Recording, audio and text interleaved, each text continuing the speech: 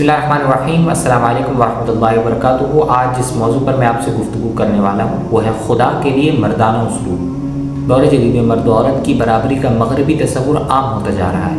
اس تصور کے تحت اکثر یہ سوال اٹھا دیا جاتا ہے کہ مذہبی صحائف میں اللہ تعالیٰ کے لیے ہمیشہ مذکر کا صیغہ کیوں استعمال ہوتا ہے، یعنی انگریزی میں ہی اور اردو میں وہ چاہتا ہے وغیرہ۔ یہ سوال ایک فطری سوال ہے جو بڑے ہی نہیں بلکہ معصوم بچے بھی اٹھا دیتے ہیں۔ اس معاملے میں حقیقت یہ ہے کہ اللہ تعالیٰ نہ تو مذکر ہے اور نہ ہی مؤنث، لیکن انسانی زبانوں میں یہ مجبوری ہے کہ جب بھی کلام کیا جائے گا تو کسی بھی ہستی کے متعلق مذکر و مؤنث کا صیغہ استعمال کیا جائے گا۔ اللہ تعالیٰ نے جب اپنا کلام نازل کیا تو اس میں اپنے لیے مذکر کا صیغہ استعمال کیا۔ اس کا مطلب یہ نہیں کہ اللہ تعالیٰ کے ہاں عورت کو کمتر مخلوق ہے جس کی نسبت کرنا بھی اس نے اپنی طرف پسند نہیں کیا۔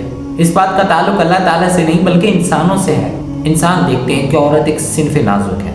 مرد نہ صرف جسمانی طور پر عورتوں سے مضبوط ہیں بلکہ زمانہ قدیم سے لے کر آج تک سماج میں مردوں کو ہی غلبہ رہا ہے۔ دنیا بھر کے صدر، وزیر اعظم اور اداروں کے سربراہ وغیرہ آج بھی زیادہ تر مرد ہی ہوتے ہیں۔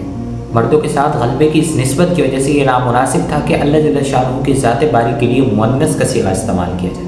اللہ تعالیٰ کا انسانوں سے بنیادی تعلق مالک و آقا کا ہے اور یہ تعلق غلبہ چاہتا ہے۔ اسی لیے اللہ تعالیٰ نے اپنی ذات کے لیے نسوانی صیغوں کی بجائے مردانہ اسالیب کا انتخاب کیا۔ اس کا کوئی تعلق اس بات سے نہیں کہ عورتیں اس کی نگاہ میں کوئی کمتر حیثیت رکھتی ہیں۔ یاد رکھیے، اس وہم کا ازالہ بہت ضروری ہے۔ خدا کے لیے مردانہ اسلوب اختیار کرنا اس بات کی علامت نہیں کہ خدا مرد ہے، بلکہ یہ بتاتا ہے کہ وہ انسانوں کا مالک ہے اور ہمیشہ غالب رہنے والی ہستی ہے۔ وما علیہ الا البلاغ المبین۔ السلام علیکم ورحمۃ اللہ وبرکاتہ۔ ہماری ویڈیو کو لائک کیجیے، شیئر کیجیے اور کمنٹ کرنا ہرگز نہ بھولیے۔ ہمارے مزید بیانات کے لیے ہمارے چینل لیٹس گین جنہ کو سبسکرائب کیجیے۔ Thank you for watching. اللہ حافظ۔